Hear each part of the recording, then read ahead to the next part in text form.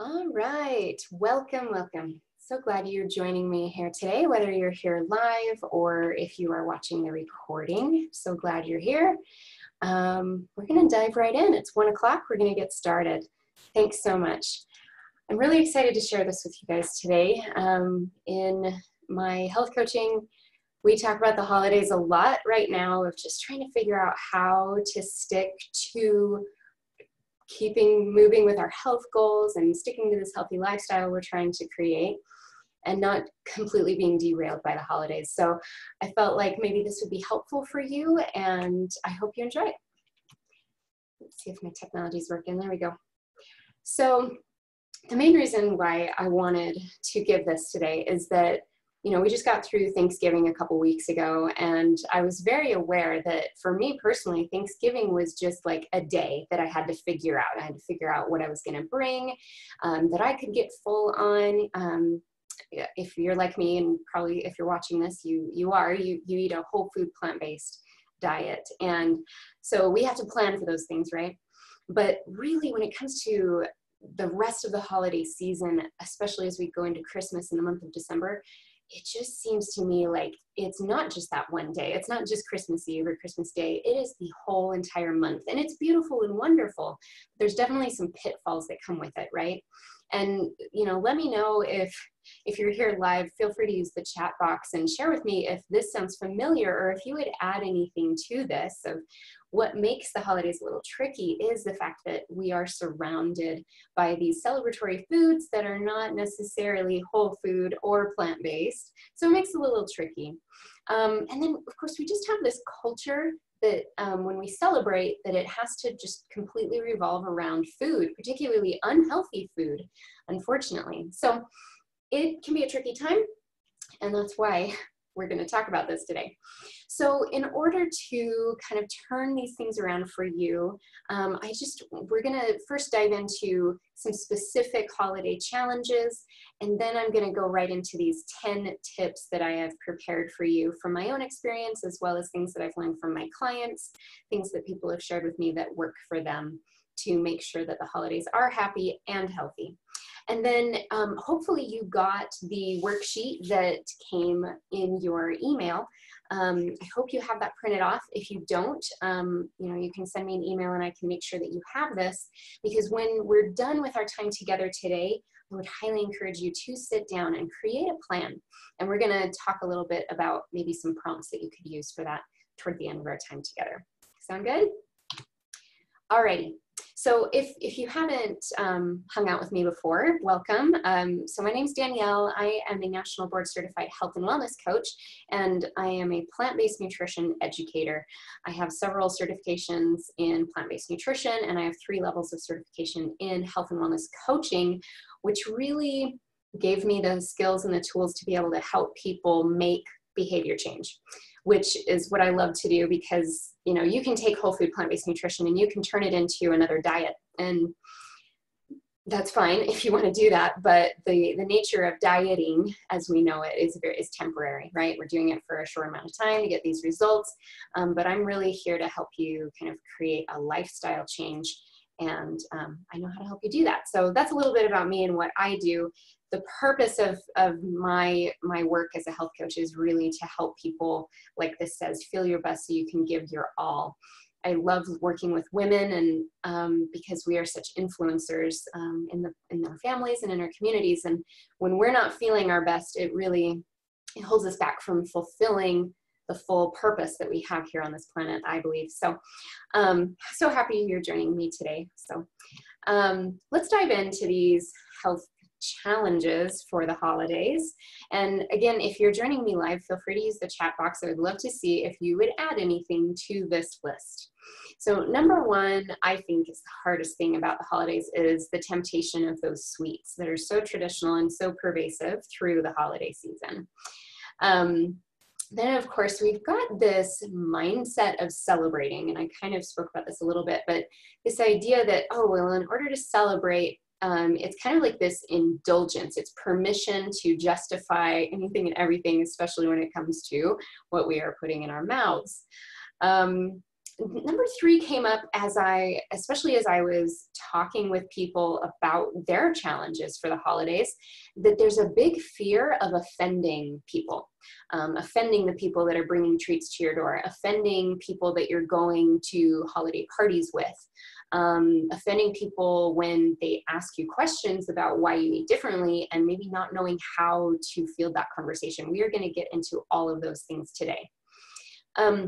And then, especially if you are a mother or grandmother, there's a lot of expectations on us to really deliver the holidays, right? There's a lot of that responsibility on us.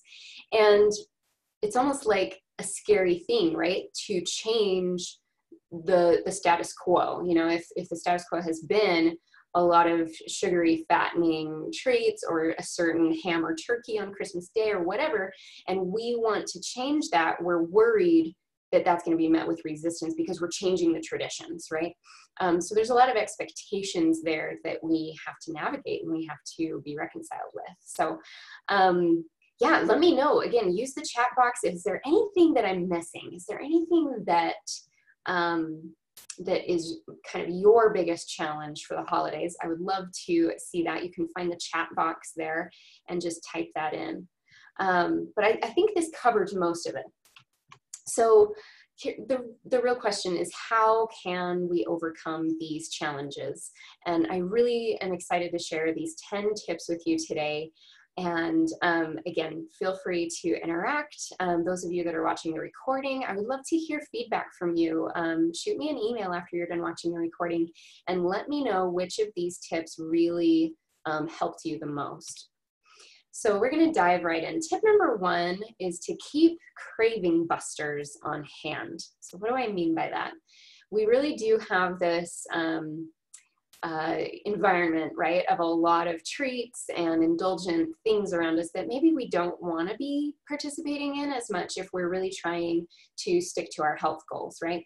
And if we're trying to stick to this whole food, plant-based way of eating. So whether you're at home all day and you know there's stuff in the house, or if you're at work and there's there's always stuff in the break room, right? I know my husband, he goes to work and comes home and tells me all the donuts and cookies and everything that's there. And it's just always there. So I'm going to give you a few ideas. So in my book, some of the most powerful craving busters, you know, something that you can have instead of the donuts in the break room, are things that are whole food plant-based, but they're a little bit more on the richer side, a little more higher in calories, and maybe really sweet, right? So I love having smoothies on hand. If you need a fantastic smoothie recipe, let me know. I could send you a video of me making my favorite smoothie that you can make and then keep in the fridge for up to 2 to 3 days. So I love having that on hand as a craving buster when I am just feeling munchy or I want a pick-me-up and I don't want to be eating the sweets. I can grab my smoothie out of the fridge. You can take it to work with you as well. Dates, okay? I thought dates were really weird when I first started a plant-based diet, but I got familiar with these medjool dates. I get them at Costco, and if you split them in half and pull the pit out, man, they taste like caramel to me. And this really can be an extremely kind of satiating, satisfying thing for my sweet tooth, which if you're like me, I definitely have one. Maybe you do too. So just having a package of dates in my home, as long as it doesn't create a problem of me like having way too many, but I can usually have 1 or 2 and my sweet tooth is just like very satisfied. Another thing to think about maybe is to have your favorite nuts on hand. We probably shouldn't be having more than 1 to 2 servings, just a little handful of nuts. You can do walnuts, almonds, pistachios, Brazil nuts, cashews, you know, whatever you have on hand. Try to make sure that they don't have added oil. So I usually buy like raw walnuts at Costco, or I'll buy a big bag of almonds at Costco that are totally raw, and I'll just roast them and dry roast them in my oven. These can be good things to have on hand. Sometimes you just want something crunchy. So I try to keep it to about 1 serving a day, but I know that there's a certain time that I feel most snacky, and that's when I reach for a handful of walnuts for me personally. So having those sorts of things on hand can really help. The other thing to keep in mind is maybe maybe we don't even need something calorie dense. Maybe we don't even need something sweet necessarily. Maybe there's a little bit of just a habit that we have of doing something with our mouth, okay? Chewing on something, enjoying something, eating something. So some really effective things you can replace that with. Number one, water. Just keep a water bottle on hand at all times and just be drinking that all day long, okay? Herbal tea has been something that I have really enjoyed over the last year more and more, when I'm recognizing that I'm not necessarily hungry. I'm just like kind of jittery and like bored, you know? And if you just need something to kind of center you and bring your focus to something and something that's not going to undermine your health goals, herbal tea is a fantastic way to go. And then I am very, very much a proponent of just popping some gum in your mouth. If you just need something to distract or something to do instead of grabbing those donuts in the break room or diving into those Christmas cookies that you got for the upcoming holiday. So let me know if that's helpful. I see some of you in the chat box that you love dates. Yeah, these things can really, really help. So I hope that you're taking notes in your worksheet. If you have that handy, jot down the things that are really resonating with you the most as we go through this. Okay, this is a fun one. This is kind of an adventure of being whole food plant-based, is how can we take this tradition of having treats at celebrations and things, but creating healthier options, right? So here I'm sharing with you 3 of my favorite recipe resources. These are 3 websites of amazing recipes that are particularly really good for desserts. My favorite one on this list is thevegan8.com. So these all will give you whole food, plant-based, no oil recipes that you can create some delicious things. I made the Vegan 8's pumpkin pie for Thanksgiving, and it was incredible. I was in heaven. I did not feel like I was deprived or being left out. And pumpkin pie, there are so many things that are like reminiscent, right? There's emotional attachments to these traditional foods. So I really encourage you to go over to these websites and choose 1 or 2 new, healthier desserts that you want to try this year. Okay, and that kind of goes right into tip number 3 of just letting yourself start new traditions. Okay, so I'm going to give you a few ideas on this one. One, if you're a mom or grandma, you've got kids, one thing that we love to do at our house is we make vegan gingerbread houses, okay? So I buy graham crackers that are vegan, and I buy all of the decorative treats that I can think of that don't have any dairy in them, okay? Now, am I Whole Foods with this idea? No, I'm not. There's definitely oil in these things. There's definitely refined sugar in these things. But it gives my kids that experience, and it's once a year, and it's better than it used to be, right? It's not all laden with the saturated fat and the cholesterol that was in the butter in the frosting that I used to make. So I want you to like think about making these new traditions. They can happen in stages. They can happen in baby steps. In fact, I told my kids, I said, maybe this year we could make houses or Christmas trees out of fruit. They didn't really love that idea yet. I'm still working on that. But do you see what I mean? We can go in stepwise motion with this. Another new tradition we did, instead of creating plates and plates of goodies to send to our neighbors and deliver to our neighbors, which we love doing, and our kids love to do that, we decided to start giving out more practical like items instead of a treat. Because if I don't want people undermining the way that I want to be taking care of my body, I don't necessarily want to be doing that for other people either. But we love giving gifts to our neighbors. So sometimes I'll get a cute poem and get a whisk and say, we whisk you a Merry Christmas. Or even hand out rolls of wrapping paper with a tag for, you know, love the Dinkelmans on it. That sort of thing. Keep it, you know, we can kind of keep the tradition of giving gifts, but how can we get away from the treats and how can we make it a little more practical, a little more useful? Okay, the other things I had with this was just really this idea that notice the traditions and the get-togethers that you have. If they are so focused on food, start noticing the other things that are happening at that get-together that maybe you can emphasize that more and de-emphasize the focus on the food. I think it's really important for us as the women to start detaching these things a little bit for the sake of the next generation. I really think it can help. So focusing on togetherness, focusing on activities and experiences instead of just the food and the sweet and the indulgences there can be a really healthy shift for us to start making in the culture of our family. Okay, warning on this one. You might completely disagree with me on this one, but I would like to give you permission to take that beautiful treat plate that your neighbor just dropped off. And I was just on the phone with a client recently about this. It is okay to accept that gift in that moment, genuinely, lovingly accept that love that they just gave you by handing you that plate. And you know that they put time into those beautiful treats, right? Are they whole food plant-based? Probably not. So after you close that door and you have that interaction with your friend and you go into your kitchen, you have a choice to make. Are these treats gonna be eaten by you? Are they gonna be eaten by your spouse, your children? And you can choose. For me personally, I only keep the really special ones and the rest of them go in the garbage. And I will tell you, I don't feel guilty about it.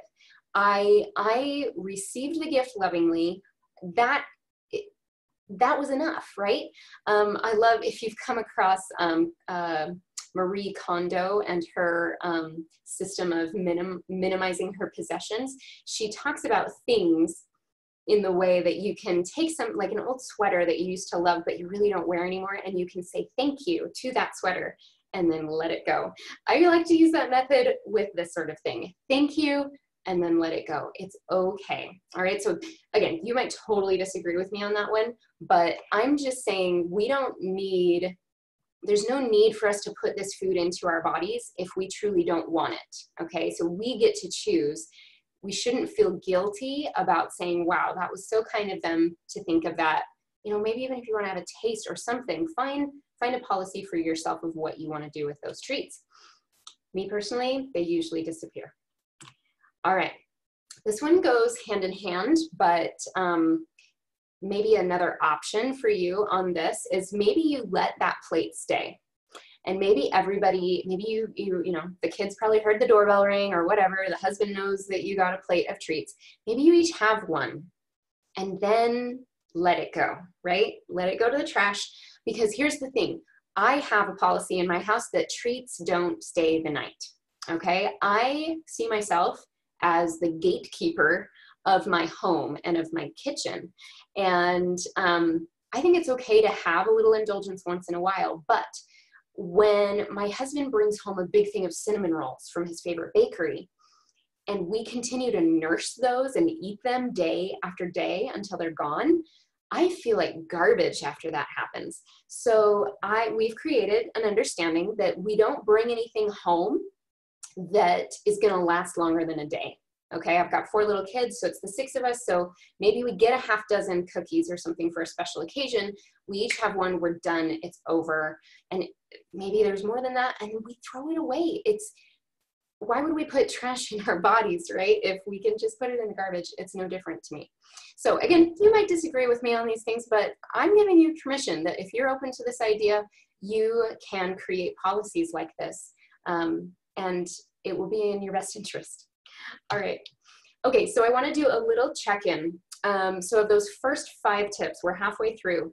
Craving busters on hand, healthy treats instead of your old buttery, fattening, not whole food plant-based treats, creating new traditions that are more focused on experiences, and then how you handle those treat plates that come into your home.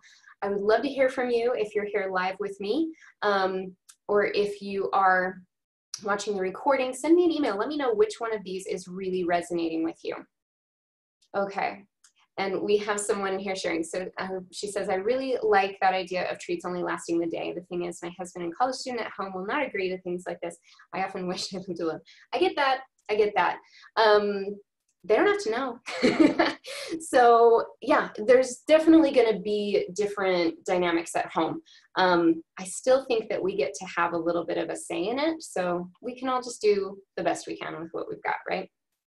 Okay. So hopefully some of these are starting to help And we're gonna keep on going here.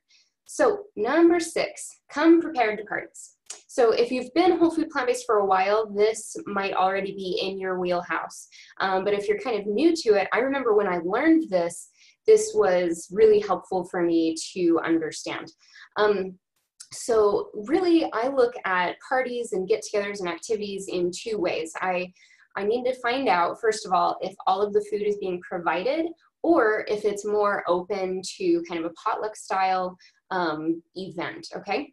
So, you know, I've got church activities to go to. We just had our church party last weekend and it was potluck. And then my family's getting together for Christmas Eve with all of the in-laws and everybody. And that is a little bit different. So we always just kind of want to feel out, like, what is the food situation going to be like? And we want to just come prepared. So if it's an event that it's a beautiful dinner and it's being served to you. I know I've had a church Christmas party like that before, that really everything was a gift to us, right? That they were preparing this beautiful meal. Those types of things, when I can't bring something, I eat before I go. All right, I eat before I go. I eat something that I can get full on, something starchy, some sort of grain, some sort of potato, or something that I can really get full. And then I go and I enjoy time with my friends or my family, whatever the event is. And, you know, if there's a salad, then I have just a big giant salad, and I am participating in the meal, but in a way that I feel good about. So it's totally okay to do something like that. And then if it's a party or an event that you can bring your own food, a couple tips for that. Bring a hearty dish that you can get full on.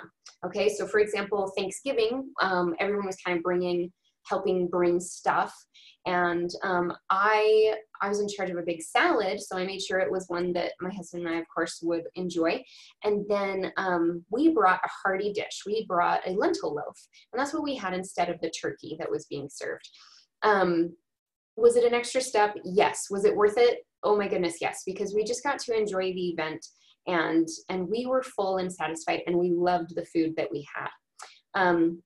Yeah, so just coming prepared to parties is really powerful. We're going to continue to talk about how to kind of handle these sorts of interactions. Okay, this one, please don't be offended by this. Okay, there's a story behind this. My dad is an extremely conservative man, and I grew up hunting and fishing, and that was how he was raised, and that's how I was raised.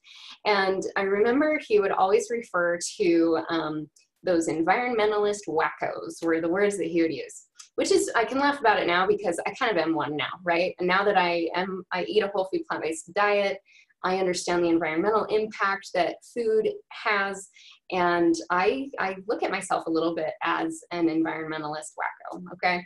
So, but here's the thing. We can have really strong convictions for ourselves, and we don't have to necessarily take our megaphone and our picket signs with us to holiday parties, right? So this is really just kind of a silly way to remind ourselves to be kind and be amicable around these people that are totally on a different mindset than we are, and that's okay. So a couple, like, just kind of etiquette things that I remind myself of when I go to events. I keep my opinions to myself at meal times, okay? If I'm sitting down around people that are eating meat and dairy and all these things, I'm not going to start up a conversation about why that's bad for them, okay? When people offer me food that is not necessarily what I want to be eating, I accept it graciously if I can, or I say no thank you very gently. So the key here is really to realize that we're all at different points in our journey. You know, a really healthy exercise is to remember, where was your headspace at, however long ago it was, before you knew about whole food plant-based nutrition? You know, and did it even occur to you that having turkey was not good for your cardiovascular system? That sort of thing. Of course it didn't. So really letting go of the judgment of others is a fantastic way to ensure that everyone's going to have a really happy holiday.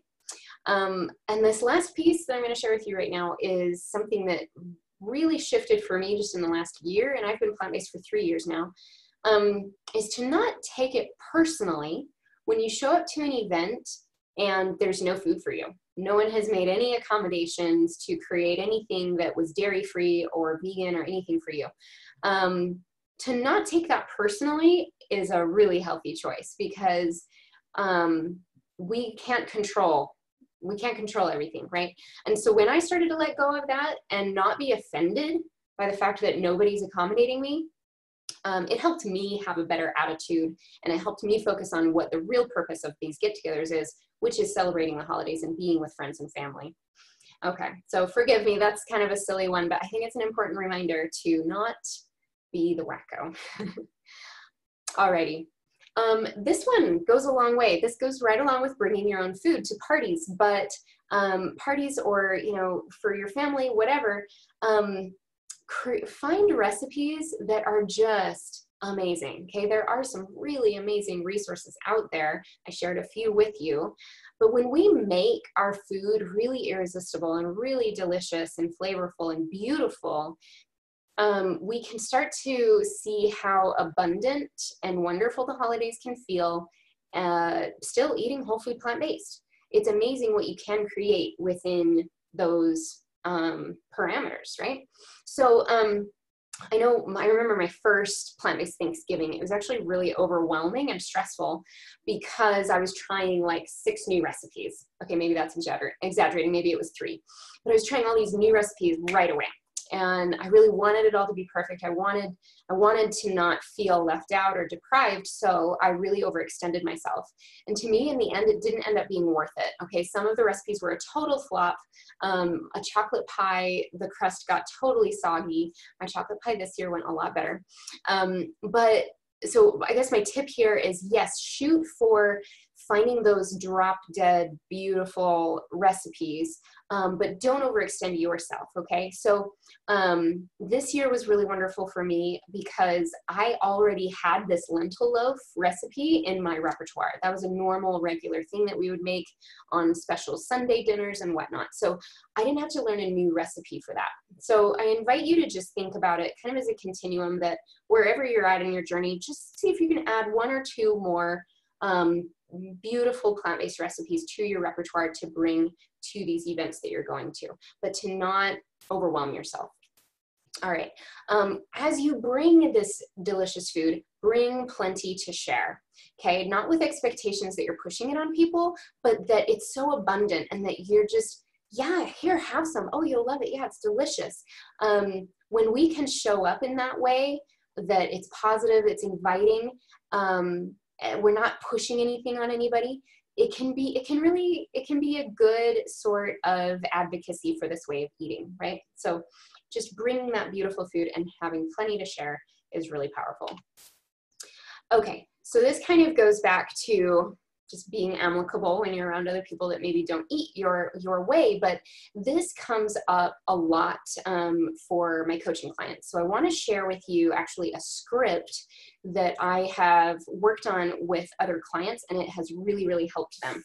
And you can see this is on, let's see, this is on page 4 of your worksheet, okay? This is your Keep the Peace script. All right, so like I said, I've had my clients use this, and like the light bulb went on when we talked about putting it in these terms. So first of all, let's say you're at a Christmas party and somebody notices that you just have a big giant salad on your plate and you ate before you came because you knew there wasn't really going to be many options for you.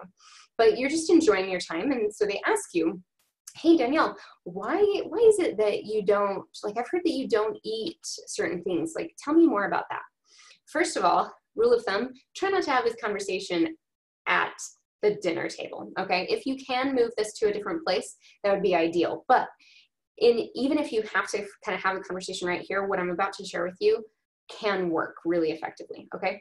So number 1, take ownership of it. And just like the name of the game here is to keep it about you and not generalize your food choices, okay? Because people feel threatened and they feel judged when we send it out. So I like to say something like, yeah, I eat kind of weird, or yeah, I eat really different, or yeah, I'm trying this new thing.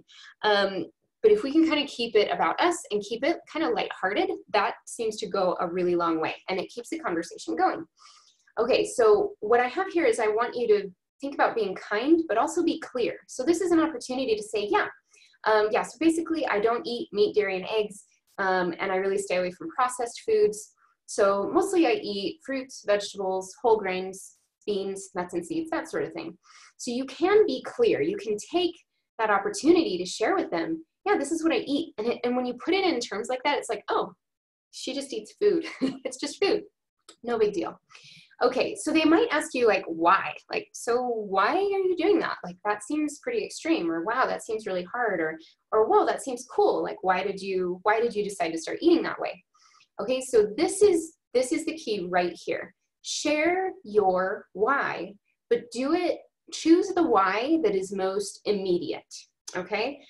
Again, if your why is that you don't want to die of heart disease, can you see how if you say that, they will then think, oh, they'll look down at their plate and say, oh, am I giving myself heart disease? Even though we know that is somewhat true, we don't need to go there, okay?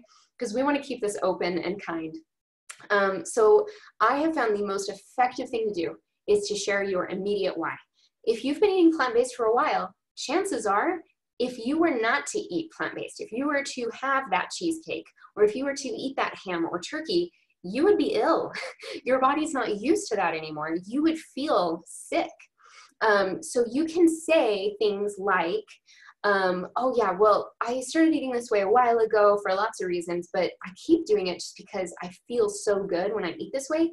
And when I kind of go back to my old ways, like it makes me sick to it hurts my stomach, it hurts me. People can't really argue with that, right? And if they care about you, they're actually going to support you and be like, oh, of course, yeah, that makes sense. And they'll probably watch out for you in the future of like, oh, hey, I heard this thing over here doesn't have dairy in it, Danielle. I've had friends do that for me all the time. Okay, so do you see how we keep it about us and we keep it those immediate consequences as much as possible because they can't argue with that. Okay, and then, just one other little thing I had here to add, keep it about you, stay away from generalizing and judgment. So you could say something like, yeah, I know, I used to love that food or that dessert or whatever, but I just feel better now, so it's really worth it to me. And I found other ways to really enjoy chocolate in a healthier way, or I've found replacements for that I really love. Keep it about you, don't generalize it, and it can be really powerful. So if you have your worksheet handy, jot down what's the first thing that comes to mind for you for your immediate why of kind of what the consequence is for you, usually when you go off whole food plant-based nutrition, that you could share with someone and they really can't disagree with you, they can't argue with you. So that's a really great peacekeeping script that you can try. And it's okay to be kind, it's okay to be clear. And as long as we're in that space, then we're gonna create a really good atmosphere, not only for the holidays, but this is something that you can use for the rest of your life as you interact with people that want to know more about why you eat differently. Okay, this one is really something that I am borrowing from a dear friend of mine, Jane Birch. We had a fantastic conversation and discussion at her potluck here in Provo, Utah last month as we were getting ready for Thanksgiving. We were talking about the holidays, right? And she really shared a beautiful thought that I thought was just a perfect one to end on today. And it goes right hand in hand with something that I've always felt really strongly about, that we don't have to choose between indulging ourselves and depriving ourselves during the holidays. And I just love the way that she kind of packaged this. She said, instead of that, what if we found this quiet joy that's in the middle, right? That we're still like choosing wisely and intentionally, and we are staying resolved to have fun and be festive and get full on good food, but that we have this internal purpose and this centeredness about it, that we are making this choice for ourselves. And we don't have to feel left out, and we don't have to feel holier than thou either. So I love this idea, this quiet joy that we can kind of be inside of ourselves with the choices that we're making through the holidays. It's really a mindfulness practice. It's a gratitude practice. And I think it's totally appropriate to wrap that into how you choose what to put in your body this Christmas season. Okay? All right. So really, I think we can redefine the holidays. And I hope you agree with me that really, if we just take charge of the sweets, if we celebrate with more of the togetherness and the activities and the experiences more than the food, we can own our own choices. You know what? If you want to have a bite of your favorite holiday treat, go for it. Like, that's your choice. But we can own that. And if we want to say no to everything, then we can own that too. It's totally up to us of how we're going to move through the holiday. And then I love this idea of really creating new traditions. And I see myself as a healthy holiday pioneer, and I invite you to join me in that. And, you know, especially those of us that are mothers and grandmothers, we create the holidays. We really do. And so we can start making little tweaks, little shifts, and still enjoy a happy holiday with our families, but also starting to improve and upgrade to a healthier way. So I want to make sure that we take a look at your plan for the holiday. So at the beginning of your worksheet, there's a few prompts here, and I want to go over those with you right now. So if you didn't get a chance yet, or if you did, and if you'd like to share some of these things in the chat, I'd love to hear from you guys. I will probably stay on for a little bit after we hit stop on our recording, and we can chat about this a little bit as well.